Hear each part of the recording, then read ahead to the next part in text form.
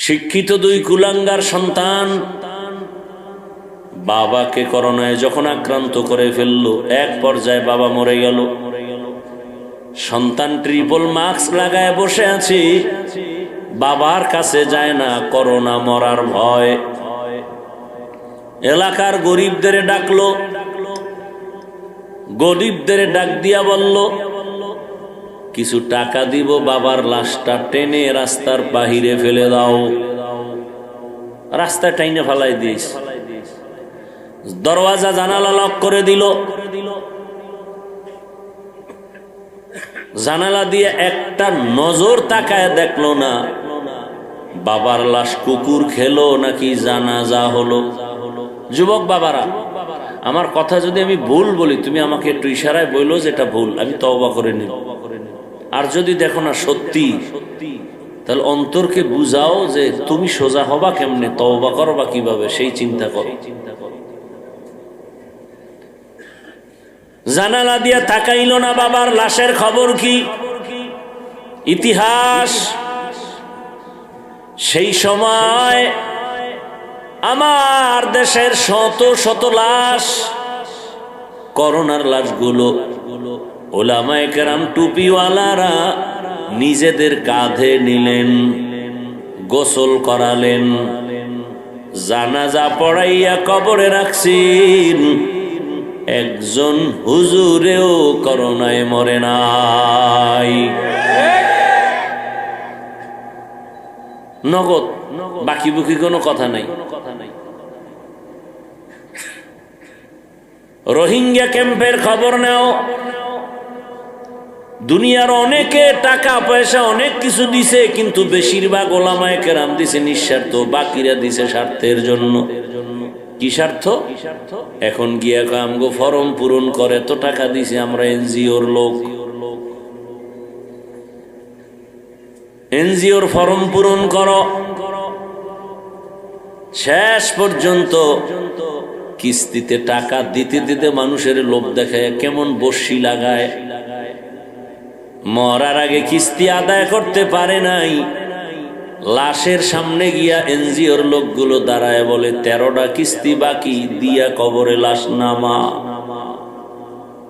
হারামে আরাম নাই। কই আমরা এত কষ্ট করে জীবন কাটাই,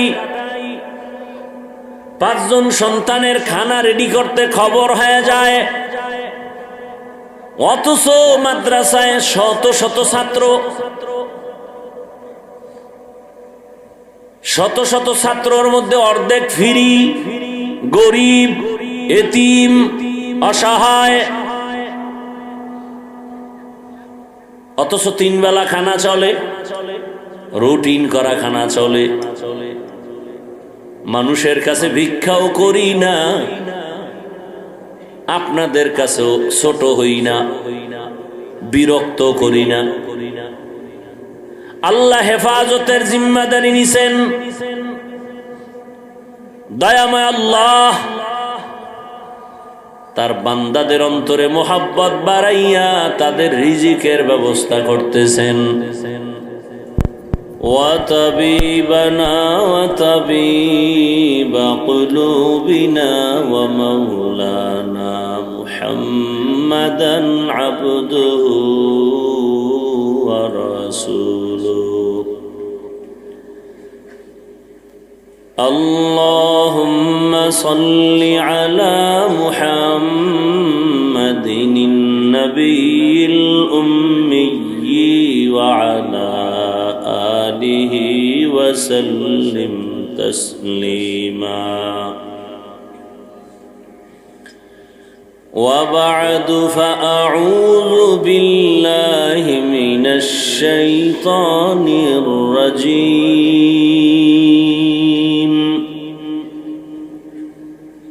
بسم الله الرحمن الرحيم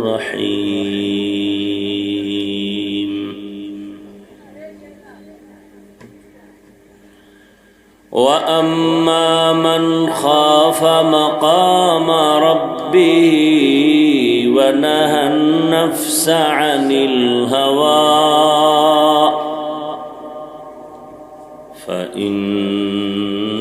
الجنة هي المأوى. وقال رسول الله صلى الله عليه وآله وسلم اتق المحارم تكن أعبد الناس.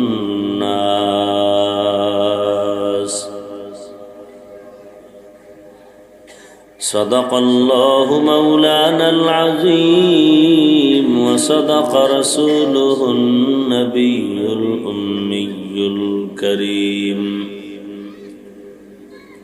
ونحن على ذلك من الشاهدين والشاكرين والذاكرين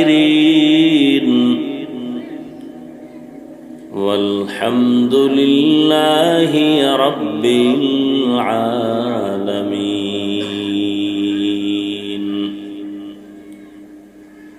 سبحانك لا علم لنا إلا ما علمتنا إنك أنت العليم الحكيم. رب اشرح لي صدري ويسر لي أمري واحلل عقدة من لساني واحلل عقدة من لساني يفقه قولي.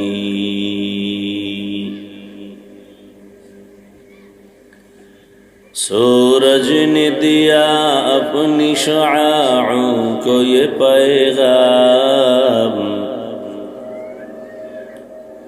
सूरज ने दिया अपनी शुआओं को ये पैगाम। दुनिया है अजब चीज़ को भी सुबह को भी शाम, दुनिया है अजब चीज़ को भी सुबह को भी शाम। दुनिया में हो दुनिया का तलबगार नहीं हो, दुनिया में हो दुनिया का तलबगार नहीं हो। बाजार से गुजर हो खरीदार नहीं हो, बाजार से गुजर हो खरीदार नहीं हो।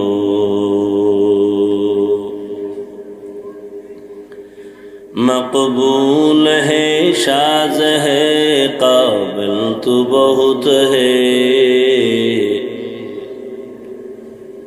मकबूल है शाज़ है काबिल तू बहुत है। आईना के मानिंदे तू नहीं दिल तू बहुत है, आईना के मानिंदे तू नहीं दिल तू बहुत है। ला इलाहा इल्लल्लाह,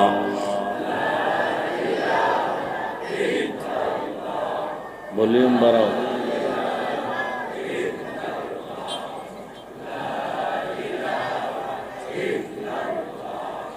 ला इलाहा इल्लल्लाह, ला इलाहा इल्लल्लाह, ला इलाहा इल्लल्लाह, ला इलाहा इल्लल्लाह, ला इलाहा।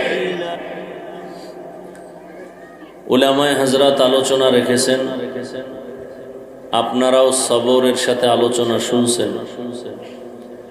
উলামায়ে কেরামের ইজ্জতকে আল্লাহ পাক বেশি বেশি বাড়ায় দেন, তাদের আলোচনাগুলো আমাদেরকে সহি তরিকায় আমল করার তৌফিক দান করেন।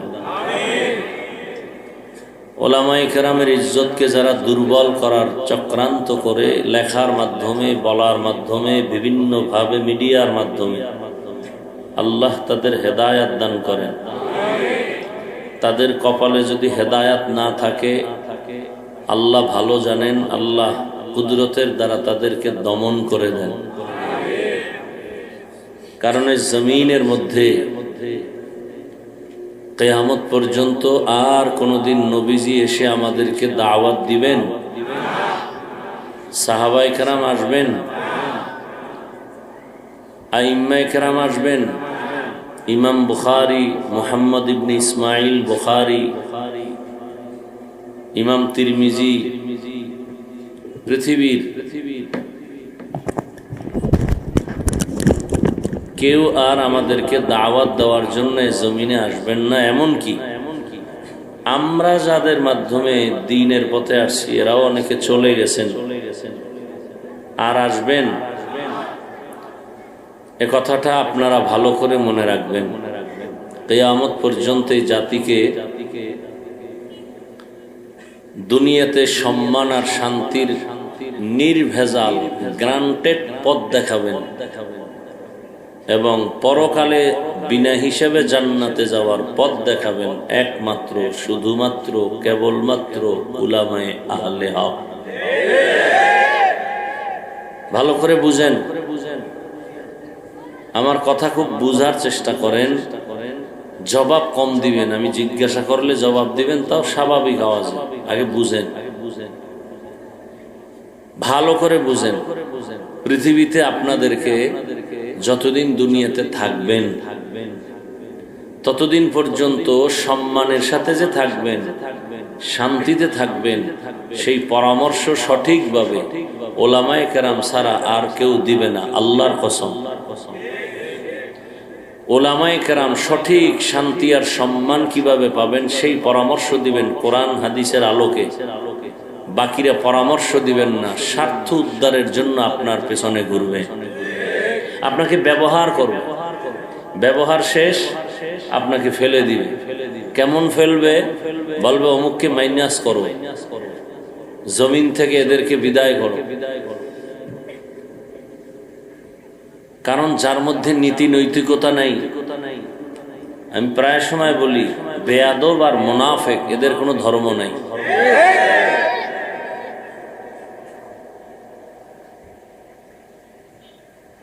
যে নিজের স্বার্থটাকে সবার ঊর্ধ্বে মনে করে, ওই লোকটার কাছে মায়ের মূল্য কম, বাবার মূল্য কম। সে নিজের স্বার্থ আগে দেখে।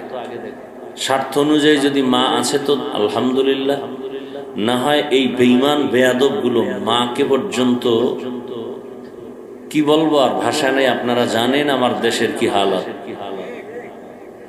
এটা কোনোদিন কল্পনাও করা যায় না যে বাংলাদেশের পরিস্থিতি এমন হবে যেখানে এত আলেম ওলামা, মাদ্রাসা মসজিদের অভাব নাই, মাদ্রাসার অভাব নাই, আলেম ওলামার অভাব নাই।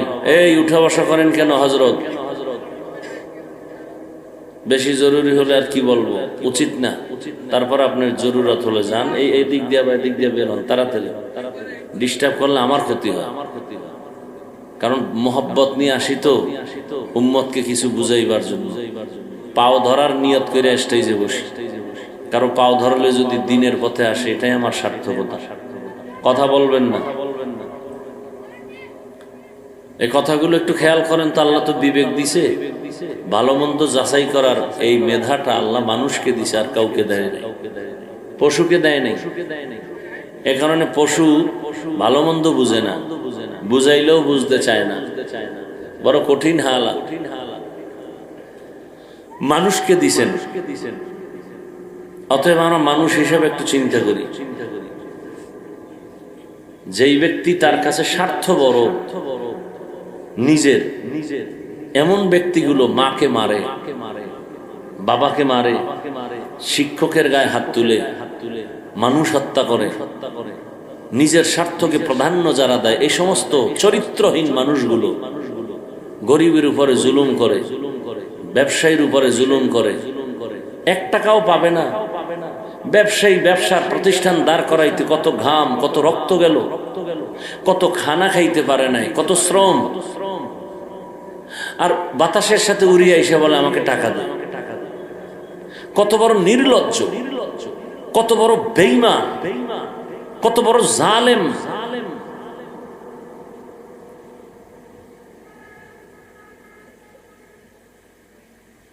একটা পাওনাদারকে মানুষ টাকা চাইবে, তাও সেখানে বহু বিধান দেওয়া আছে। অথচ একজন ব্যবসায়ী সততার সাথে ব্যবসা করে, তার উপরে হামলা। চাঁদা দিবা না, তোমার উপরে হামলা শুরু হয়ে যায়। এই বাংলাদেশের জমিনের এই হালাত, কারণ কি? এত আলেম ওলামা, এত মসজিদ, এত মাদ্রাসা, এত নামাজি, এত ওয়াজের শ্রোতা, বক্তা, পীর, মাশায়েখ, তাবলীগ, অভাব নেই। সেই দেশের মানুষগুলো তো ওই শুনছি মিশরে যারা জমিনে হাল চাষ করে, মিশর ওই হাল চাষ করেনওয়ালারাও নাকি চমৎকার কণ্ঠে কোরআন তেলাওয়াত করে। মিশরের চাষিরাও কোরআন তেলাওয়াত করে সেই সুন্দর কণ্ঠ এবং বিশুদ্ধভাবে। তাহলে আমার দেশে এত আলেম ওলামা, ইতিহাসের মানচিত্রে দ্বিতীয় বৃহত্তম মুসলিম দেশ, এত মাদ্রাসা, এত মসজিদ, এত তাবলীগ, বিশ্ব ইজতেমা, কোথাও না। বাংলাদেশ তাবলীগের মার্কাজ। সেই দেশের মানুষ নামাজ না পড়লেও তো মানবতা থাকা উচিত ছিল। দাড়ি নেই, টুপি নেই, অন্তত মানবতা তো থাকা দরকার ছিল। যে আমার দেশে এত আলেম ওলামা, আমি কিভাবে জুলুম করি? বরং এখন একদল বেয়াদব এতটা উগ্র হয়ে গেছে যে আলেমদের সাথে চ্যালেঞ্জে নেমেছে যে আলেমে জমিনে রাখবে না। এই রকম বেদ্যবি 200 বছর মাস্তানি কইরা ব্রিটিশরাও টিকতে পারে নাই। শত শত আলেমকে গলায় ফাঁসি লাগাইয়া দিল্লি শহরের গাছের সাথে লাশ ঝুলাইল, শত শত মাদ্রাসা আগুন দিয়ে দিল, সরকারি টাকায় চলতো, টাকা বন্ধ করে দিল। কিন্তু কই কোরআনের আওয়াজ? হাজারো অপচেষ্টা করলো, কই সে ভারতে তো কোরআনের আওয়াজ বন্ধ হয়নি, বরং পৃথিবীতে কোরআনের আওয়াজ চলতেছে, বাতি জ্বলতেছে। তার পাওয়ার হাউস ভারতের মধ্যে। তার পাওয়ার হাউস কোথায়? ভারতের মধ্যে, দেওবন্দ। আপনারা দেখেন, আমি যে কথাগুলো বলি বাস্তবের সাথে বিবেক দিয়ে চিন্তা করেন। যারা আলেমের সাথে বেয়াদবি করছে তাদের হালাত কেমন খুঁজেন। তারা অন্য কোনো অন্যায় নেই, অন্যায় একটা, আলেমের সাথে বেয়াদবি। হয়তো ক্যান্সার, না হয় ঘরে আগুন, না হয় দোকানে ডাকাতি, না হয় ওর কিডনি শেষ, না হয় গাড়ির তলে ভইরা পাও নাই। ওর কোনো অন্যায় নেই, এরপর বিপদ বিপদ বিপদ। কেন? শুধু আলেমের সাথে বেয়াদবি। কেন? কিয়ামত পর্যন্ত রসুল আসবেন না, আবু বকর, ওমর, ওসমান, আলী আসবেন না। দিন নাই রাত নাই, বিবির খবর নেয় না, সন্তানের পিছনে ঘুরে না, সংসারের চিন্তা করে না, 24টা ঘন্টা কুত্তার মতো উম্মতের পেছনে দৌড়ায়। তাবলিগলারা দৌড়ায়, পীর সাহেবরা দৌড়ায়, আমরা বক্তারা দৌড়াই। কালকে কুড়িগ্রাম, এখন এখানে। এইভাবে সব আলেমরা, মসজিদের ইমাম সাহেব আপনাদের মসজিদগুলোতে ডিউটি করে। একটা টাইম আছে ভাই, কথা ডিস্টার্ব না করি। ডিউটির একটা কি আছে ভাই? আচ্ছা, সরকারি যারা ডিউটি করে, বেসরকারি ডিউটি করে, আপনারা এখানে যারা আছেন আশেপাশে তো অনেক কি আছে, ফ্যাক্টরি আছে না? ডিউটি কয় ঘন্টা? মূল 8 ঘন্টা। বেতন নিম্নে কত? সরকারি ডিউটি যারা করে নিম্নে 20,000। কথা ঠিক না? একটা ডিউটিরও কি আছে? নির্দিষ্ট টাইম। বলেন তো, আপনারাই বলেন, আপনাদের আশেপাশের ইমাম সাহেবদের ডিউটি কয় ঘন্টা? বলেন, আপনারা বলেন। হ্যাঁ, এটা কোন মানবতা? একটা মানুষ 24 ঘন্টা ডিউটি করবে, এটা কিসের মানবতা? এর বিনিময়ে বেতন দেন কত মাসে? বলেন তো, এর থেকে জুলুম পৃথিবীতে আর কি হতে পারে? আওয়াজ দিন না, আমি বলছি, কথা বুঝেন। আমি আপনার থেকে ঠিক বেঠিক শুনতেও চাই না, আওয়াজও শুনে। আল্লাহ বিবেক দিছে, আপনি শুনতেছেন, দিলের মধ্যে কথাটা রাখেন। এখানে কোনো আন্দোলনের জন্য আমি আসিনি, দিলের মধ্যে কথাটা রাখেন। পৃথিবীতে এর থেকে জুলুম আর কি হতে পারে? 24 ঘন্টা ডিউটি করে, এক বেলার নামাজে নাই। রিক্সা ড্রাইভার কয়, হুজুর জোহরে ছিলেন কই? ইমাম সাহেব কয়, কে তুমি? আমি রিক্সা চালাই। বলে এত বড় পাওয়ার? বলে মাসে 5 টাকা বেতন দেই। সভাপতি দেন কত? 100 টাকা। এটা কমাও। সভাপতি দেন 100, সেক্রেটারি সভাপতির থেকে আরো ধনী। আপনি কত দেন? 500। না না না, সভাপতির থেকে বেশি দিলে বেদবি হবে, এজন্য আমি দিই 50। এই আকামগুলো আছে না নেই? ইমাম সাহেব 24টা ঘন্টা ডিউটি করে, বেতন ঠিক মতো 5-10 যাই দেয়, তাও মাসে মাসে ঠিক মতো দেয় না। রিমান্ডে রাখে ইমামরে, রিমান্ডে। একটা রিমান্ড চলতেছে, বেচারা ঘুমায় গেছে। আল্লাহ না করুন যদি উঠতে একটু দেরি হয়ে যায়, হতেই পারে, কেন ঘুমের মানুষ মরা। যদি উঠতে একটু ঝামেলা হয়ে যায়, চাকরি থাকবে কিনা রেড সিগন্যাল শুরু হয়ে যায়। সিগন্যাল গুলো দেয় কারা? ওই এলাকার টপ লেভেলের বেনামাজি সুদখোরের বাচ্চারা। সুদখোর পৃথিবীতে আল্লাহর দুশ্মন যত বড় আছে, এর মধ্যে নিকৃষ্টতম বড় দুশ্মন আল্লাহর সুদখোর। ও কি করে জানেন? 24টা ঘন্টার সেকেন্ডে সেকেন্ডে সেকেন্ডে সেকেন্ডে অল টাইম তার কলিজার মায়ের সাথে জিনার গুনাহ, জিনার গুনাহ, জিনার গুনাহ, জিনার গুনাহ। এই কিসকিস এটা বন্ধ করতে পারো না? ভালো করে বুঝার চেষ্টা করি। রাগ করতেছেন? আচ্ছা, আমরা যদি এই বয়ানগুলো না করি তো কে করবে আপনাদের? আমরাই তো করি না, তো আর করবে কে? আলেমরা করার কথা, সে আলেমরাও যদি না করে তো কে করবে? আর এই কথাগুলো আগামী শুক্রবার জুমায় আলোচনা হোক। কমিটি বলবে 1 মাসের জন্য আপনার ছুটি। কি বিষয়? কি বলে? শিয়ালের হাতে মুরগি আমানত। শিয়ালের হাতে মুরগি আমানত দিলে কয়দিন পরে পাবেন? সত্য কথা স্বীকার করেন, মানেন আর না মানেন, কয়দিন পরে পাবেন? শিয়ালের হাতে মুরগি দিলে যা হয়, মাদ্রাসা মসজিদ আর ধর্মের চাবি সুদখোর ঘুষখোর বেনামাজি মদ পান করনেওয়ালার হাতে দিলে তাই হবে।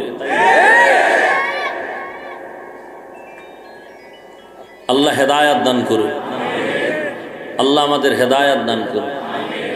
কয় হুজুরে এক ওয়াজ বারবার করেন কেন? আপনি আকাম বারবার করেন কেন? ডাক্তারের কাছে গেছে, খালি প্যারাসিটামল। ডাক্তার পেটে সমস্যা, প্যারাসিটামল। 2 দিন ভালো, আবার গেছে ডাক্তার, পেট ব্যথা, প্যারাসিটামল। এখন বলে বারবার এক ওষুধ কেন? বারবার এক ঔষধ কেন? বারবার তুমি পেঁয়াজু খাও কেন? বুট খাও কেন? 2 নাম্বার তেলের ভাজা পোড়া খাও কেন? তুমি অন্যায় করবা বারবার, বয়ানও তো বারবার হবে। নামাজের ওয়াজ আল্লাহ কোরআনে একবার করছেন না বারবার? তো আপনি নামাজ ছাড়েন বারবার, বয়ানও তো বারবার হবে। আর একটা নিয়ম হলো, আপনার শরীরে রোগ আছে 5টা, চেক আপ করে ধরা পড়লো, ডাক্তার আপনাকে প্রথমত ওই রোগের চিকিৎসা দিবে যেই রোগটা আপনার বডির মধ্যে মারাত্মক বড়, ওটাকে আগে ঠিক করবে, এরপর ছোটখাটো রোগ পরে। এটাই তো নিয়ম। তাহলে ইমানের যত রোগ আছে এর মধ্যে বড় রোগ যেগুলো, এগুলোর থেকে কোরআন হাদিস থেকে আগে এই বয়ান দিয়ে মানুষকে লাইনে নেওয়ার চেষ্টা করবে, এটাই আলেমের কাজ। তা আপনার ইমানের রোগ আছে, আপনি নামাজ পড়েন না, পর্দা করেন না, হালাল খান না, মিথ্যা বলেন, গালি দেন, সব দোষ। এর মধ্যে আগেরটা ধরতে হইবে যে আপনার মায়ের সাথে জিনা করেন সুদ খাইয়া, এটার আগে ধরতে হইবে। কারণ সুদ এমন এক রোগ, আপনি সুদের খাতায় নাম আছে, নামাজ কবুল হবে না, রোজা কবুল হবে না, তেলাওয়াত কবুল হবে না, হজ করলে কবুল হবে না, দান করলে কবুল হবে না, মোনাজাত দিলে একটা মোনাজাত কবুল হবে না। আল্লাহ কয়, এই বেঈমান রেডি থাক, আমি আল্লাহ রেডি, তোর সাথে যুদ্ধ করব। তাহলে কত বড় দুশ্মন হলে আল্লাহ নিজে বলেন আমি রেডি, তোর সাথে যুদ্ধ করব। শুনো সে আয়াত, ইয়া আইয়ুহাল্লাযীনা আমানুত্তাকুল্লাহা ওয়া যারু মা বাকিয়া মিনার রিবা ইন কুনতুম মুমিনিন ফাইন লাম তাফআলু ফাযনু বিহারবিন মিনাল্লাহি ওয়া রাসূলিহি এতক্ষণ বাংলায় যা শুনাইলাম এই আয়াতের মধ্যে তা ঢুকানো আছে। সূরা বাকারা 275 নম্বর আয়াত। এর আগে পিছের আয়াতগুলো মোবাইলে ডাউনলোড করে বাংলা কোরআনটা নামায় নেন। এরপরে সূরা বাকারার 275 নম্বর আয়াতের শুধু বাংলা তরজমাটা পড়েন, আরবি বুঝবেন না, দরকার নাই, ওটা পড়েন। 275 নম্বর আয়াত, প্রথম সূরা, বড় সূরা, সূরা বাকারা। আলহামদুলিল্লাহ পড়ে এগুলোর ব্যাখ্যা শুনেন, দেখেন। আপনাদের বিল্ডিং এ ঘুমাচ্ছেন, ছাদের উপরে পানির ট্যাঙ্কি আছে না? আছে না নেই? পানির হাউস আছে না নেই? আচ্ছা, পানির হাউসের ভিতরে একটা বিড়াল পরে মরে গেছে। বিড়াল পরে মরে গেছে। পাইপের থেকে যত পানি আসতেছে, পাক না না পাক? বলেন না পাক। এখন নিয়ম কি, শরীয়তের মাসআলা কি? বলে বড় হাউসের ভিতরে তোমার যদি কোনো ইঁদুর বিড়াল পড়ে মরে যায় তো হুজুরের কাছে গেছে সমাধান দেন, পানি পাক করব কি করে? তো মাসআলা দিয়ে দিল, 1 থেকে 6060 বালতি পানি উঠে ফেলে দাও। হুজুরের মাসআলা শুনে এসে পানি ফেললো, এরপরও গন্ধ কমে না। চিন্তা করলো হুজুরদের ফতুয়ার মধ্যে ঝামেলা শুরু হয়ে গেল। কি ফতুয়া দিই, কথা মনে হয় কম হয়ে গেছে। ও আরো 60 বালতি পানি ফেলাইছে, 120, এরপরও গন্ধ কমে না। এবার গেছে হুজুরের দরব, মানুষের বাড়ি খাইয়া এরকম আউলা জাউলা ফতুয়া দেন। হুজুর বলে না, আমি তো ভেজাল করি নাই, তুমি পানি ঠিক মতো ফালাইছো? বলে হ্যাঁ।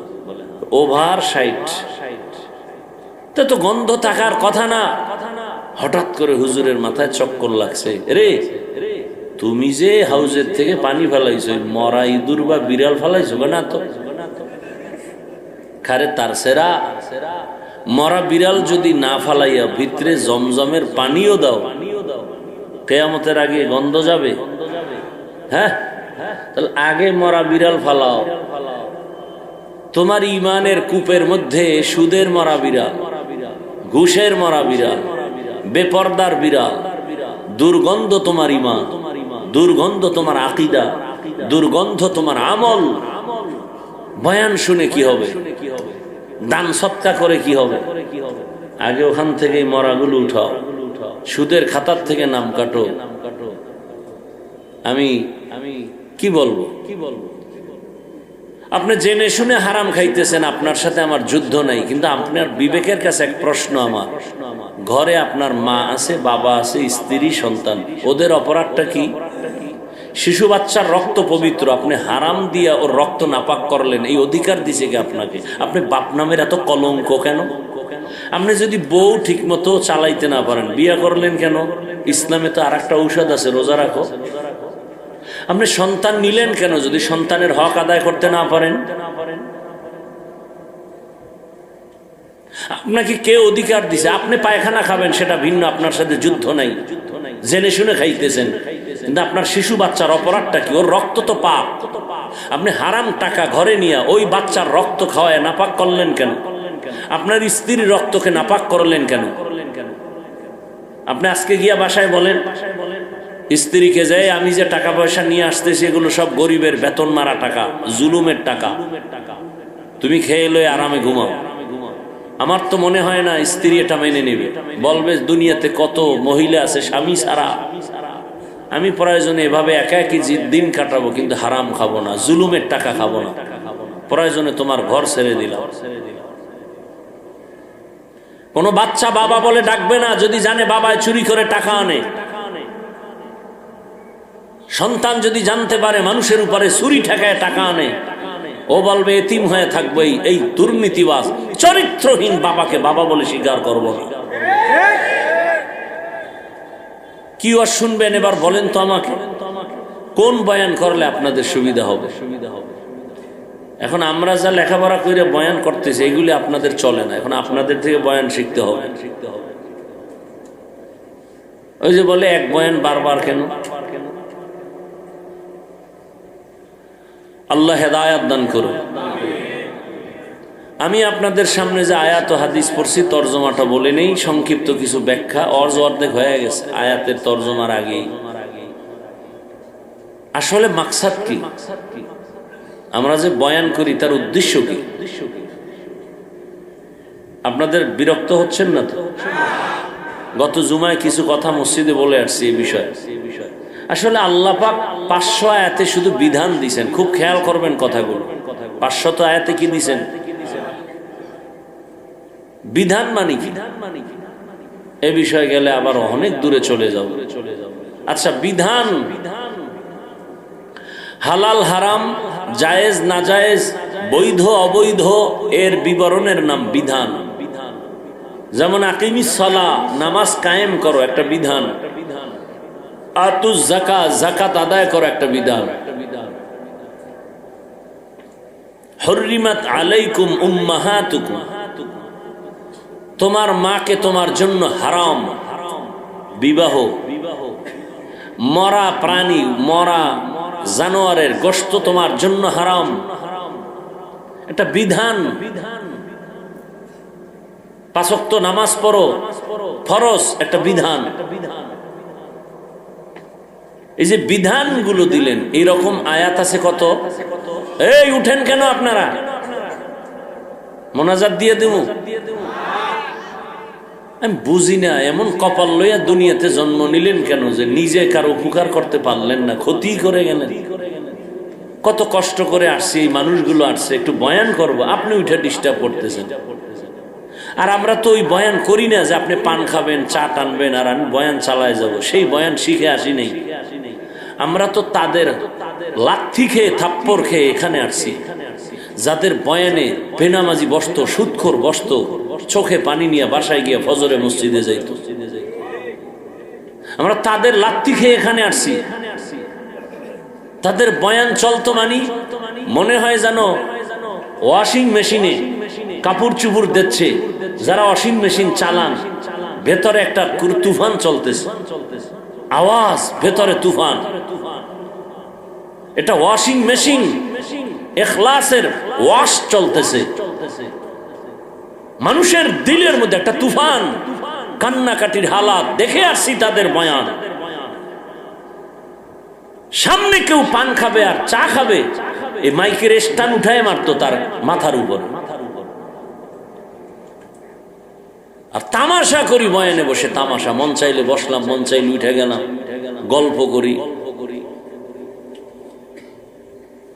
জানি না এই যে বলতেছি আমি মরে যাবো, আমার আওয়াজ বন্ধ, নতুন আর এক মুখ এসে বসবে, সে বলবে কিনা জানা নেই। দিন যত আসতেছে, আধুনিকতা বাড়তেছে।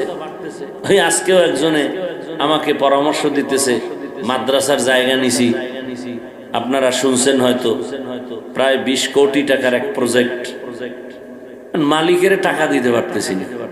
এত ভক্ত, আমি কই সব ফকির আমার ভক্ত, টাকা পয়সা দেওয়ার ভক্ত নেই। কথা আপনি লাইভ দেন, লাইভ। আমার অনেক পরামর্শ দিল। আমি বললাম মাদ্রাসায় যেটা আসি এটাও যদি চইলা যায়, হুশ থাকতে আমি লাইভে আসবো না, দেখি আমার আল্লাহ কি করে। জায়গা যদি মালিক লয়ে যায়, নিয়ে যাক, লাগবে না আমার জায়গা। মাদ্রাসা করা ফরজ না, তো কইরা ফেলছি। এবার মরে গেলে আল্লাহ যদি দিন হেফাজত করতে চায়, দিন হেফাজতের জিম্মা তো হাফিজুর রহমানের হাতে না। দিন হেফাজত কোনো পীরের হাতে না, ডাইরেক্ট আল্লাহ নিছেন হেফাজত। আমি থাকবো না এখানে, আল্লাহ কাকে দিয়ে হেফাজত করাবেন সে আল্লাহ ভালো জানে। আমার টেনশনের কি আছে, আমার মাথা ব্যথার কি আছে? কোনো লাইফ নেই। অনেকেই তো দেন, দেখ লাইফ দিয়ে গোটা দুনিয়াটা কিনে ফেলুক। এই ওয়াজে বলি শুধু এতটুকু যথেষ্ট, কথায় আসছে এজন্য বলে ফেললাম। ওরা বলছে ওর নাম কি নাই, এটি ভাগছে কই, এটি কই,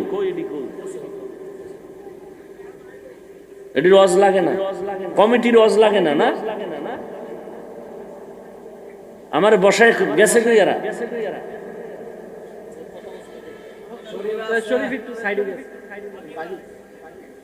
কমিটির লোকগুলোর বয়ান শোনার দরকার নেই। বউ কথা কই না, হাত দিলে এরপরে মাথা গরম হয়ে যাবে। কয় বছর করা ওই ওয়াজ? আমরা যুবকরা আজকে 6 বছর। 6 বছর। দাড়ি কই, নামাজ কই, টুপি কই, কি ওয়াজ করাও? আল্লাহ সবাইকে হেদায়েত দান করুন। তো শরীফ আমার প্রিয় মানুষ মাদ্রাসায় যায় প্রতি মাসের দ্বিতীয় শুক্রবার, মাদ্রাসা ইসলাহি ইজতেমা হয়। সারা রাত আমি ওখানে বসে থাকি, সারা রাত। ওই দিন আর বাহিরে কোনো ওয়াজ নেই না।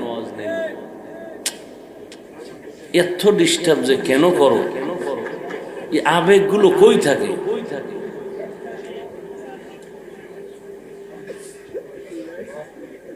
আল্লাহ হেদায়েত দান করুন।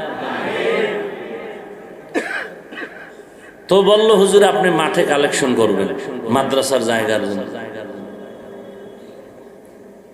তো চিন্তা করলাম এই কারবার শুরু করলে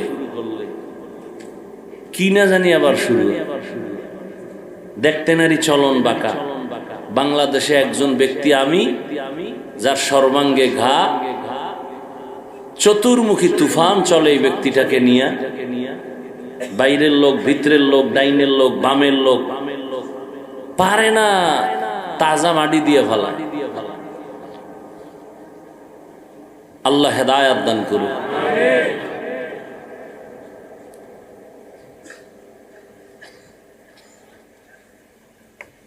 দোয়া করবেন। যেহেতু কথা আসছে বলেই ফেলছি, আমি ইচ্ছা ছিল না কিছু বলার। মাদ্রাসার জায়গাটা ও মালিক বারবার টাকা চায়। আমি সাইনবোর্ড লাগাইছি, দিতে না পারলে কি করা? সাইনবোর্ড নিয়ে অন্য জায়গায় বিক্রি করে ফেলো, কি করতে পারি আর? আল্লাহর কাছে কাঁদতেছি, বাইতুল্লাহ যেয়ে ধৈর্য কান্দেছি, আর কি করবো? ওরে বললাম আজকে মাগরিবের পর যে কইছে আপনি লাইভে আসেন। আমি কাছে বলতো পটিয়া মাদ্রাসা কোন লাইভে এত বড় হয়েছে বল? হাটহাজারী মাদ্রাসার জন্য লাইভ দিছিল কারা বল? নানুপুর পিসাবের মাদ্রাসার লাইভ দিছে কে বল?